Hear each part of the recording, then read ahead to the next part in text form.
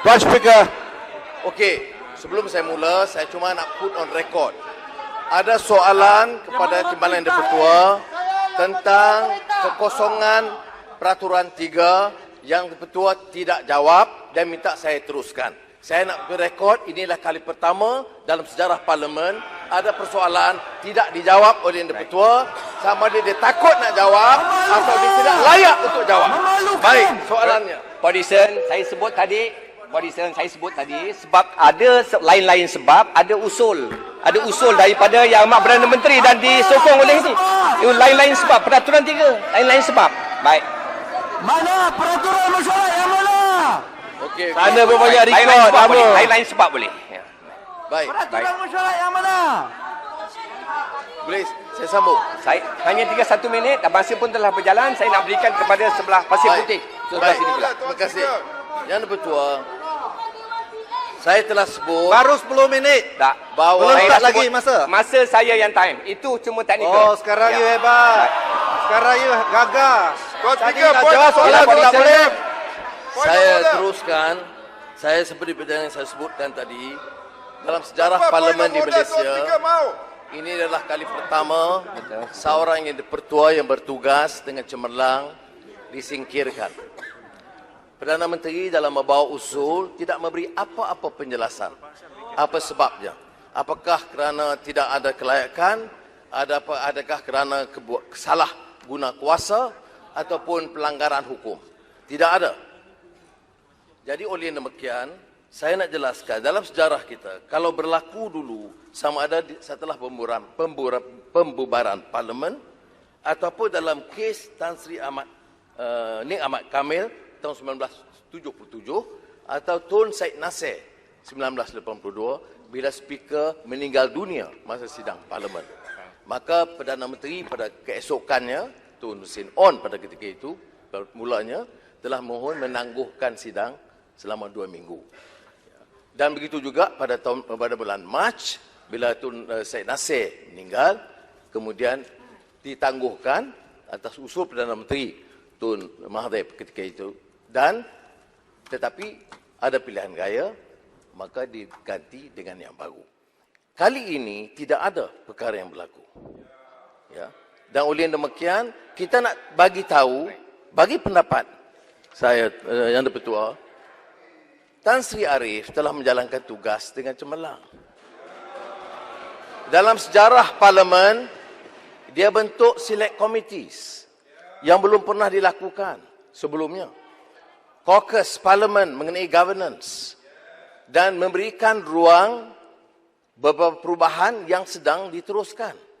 Jadi bila ada usul daripada Perdana Menteri, kemudian tidak memberikan penjelasan dan minta kita putuskan begitu saja, jangan kira soal parti lah. Kalau bagi penjelasan yang kuat, kita boleh pertimbangkan. Saya percaya ahli Parlimen belah sana yang pernah serve dalam select committees, yang pernah serve dan berjumpa Tan Sri Speaker, tahu dalam beberapa kes, dia mengambil keputusan yang sangat profesional. Ya, saya bagi beberapa pandangan yang dia tidak bersetuju berdasarkan tafsiran beliau tentang perlembagaan dan peraturan mesyuarat. Jadi untuk itu, saya mohon pertimbangan Yang Amat Perdana Menteri, jangan melakukan kesilapan ini. Kerana ini bagi pendapat kami, ia mencemarkan kemuliaan Dewan Yang Mulia ini. Ya.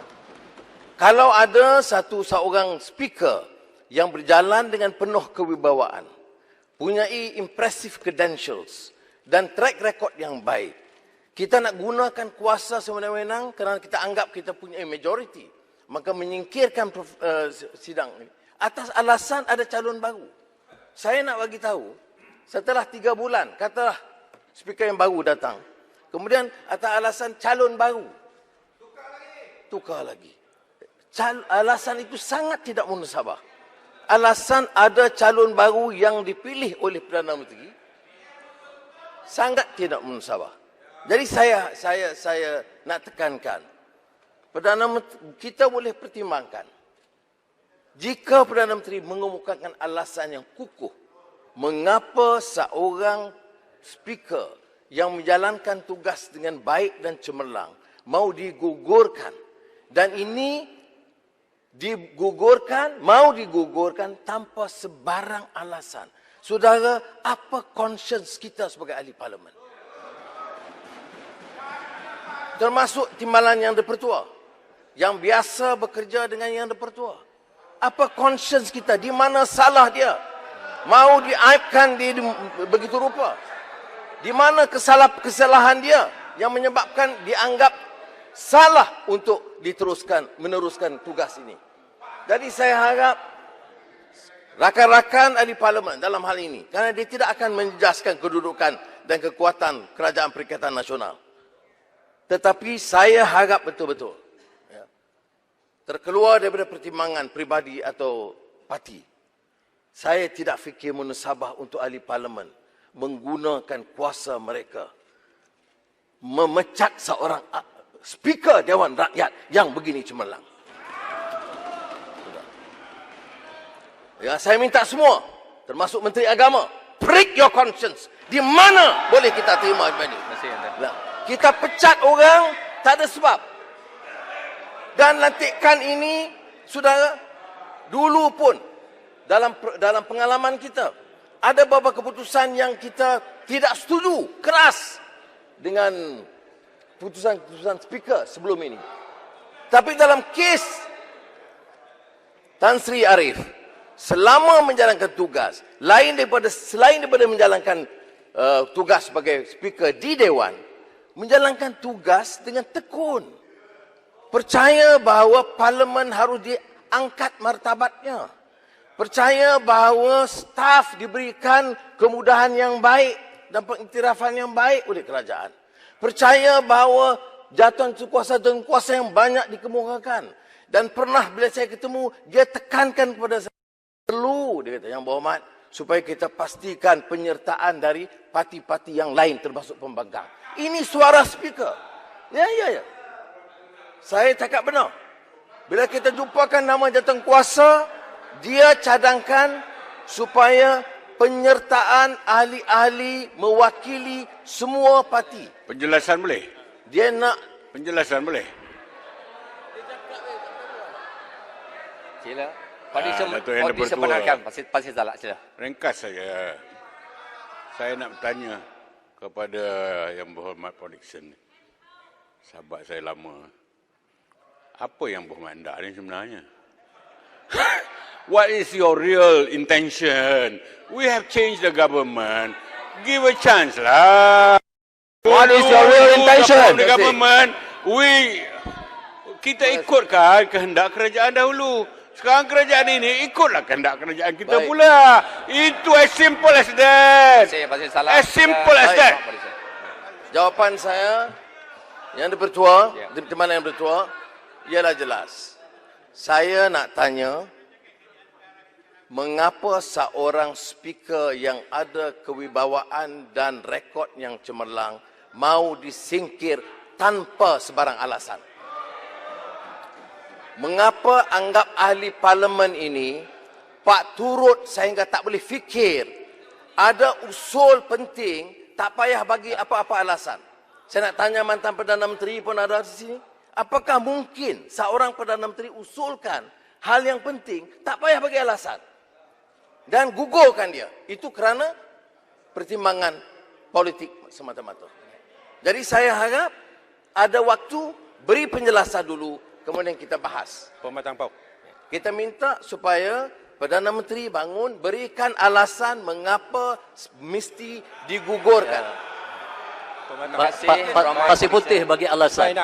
Saya nak masuk. Pasir putih bagi alasan. Tak, boleh saya Perkhidmatan Pau? Perkhidmatan Pau. Saya bagi peluang sekejap ni.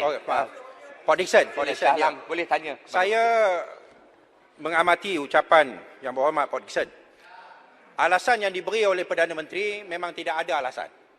Melainkan adanya calon yang lain. Kita nak minta berikan satu kesalahan yang dilakukan oleh Tan Sri Speaker. Satu kesalahan yang menyebabkan Ni Shah Alam ni balik ke perbankan yang lama usul yang perlu Balik kepada perangai lama ni. Yang perlu disokong. Shah Alam ni balik oleh kepada kami perangai lama. sebagai ahli parlimen. Tuan Yang Bertua, balik perangai buruk lama tu. Tadi kena jantung Shah Alam. Sama juga perangai yang sama. Alasan yang tidak boleh Abaya, ini bukan kerja Perdana Menteri. Ini sekadar tinggalan speaker suruh kita. Ni perangai buruk. Duduklah Shah Alam, duduklah Shah Alam. Alam perangai Shah buruk. Alam. Kami tak tukar. Shah Alam lagi biadab. Panggil orang celaka. Shah Alam. Sudahlah Shah Alam. Kita minta Perdana Saya minta Pak Dixon memerlukan. Saya bagi peluang seminit untuk Hello, Kilang Kasberg. Duduklah Kilang Kasberg. Boleh saya tanya Port Dickson. 1 minit Pak Dixon. Just rumuskan. Port Dickson minta Saya saya telah tanya. tegaskan, Satu minit saya bagi pada Pak saya Dixon. telah tegaskan Port Dickson ada soalan sikit. usul ini Mohon pertama penjelasan. kali berlaku dalam sejarah. Keduanya, kita berikan satu penghinaan kepada seorang speaker yang telah menjalankan tugas yang baik dan dihormati bukan sahaja oleh ahli parlimen tapi oleh rakyat, seorang tokoh yang disegani dan kita mau singkirkan tanpa sebarang alasan. Saya tidak kira alasan yang lain. Penjelasan sikit boleh. Alasan itu mesti dikemukakan oleh orang yang mencadangkan usul itu. Yang mencadangkan usul itu adalah Perdana Menteri.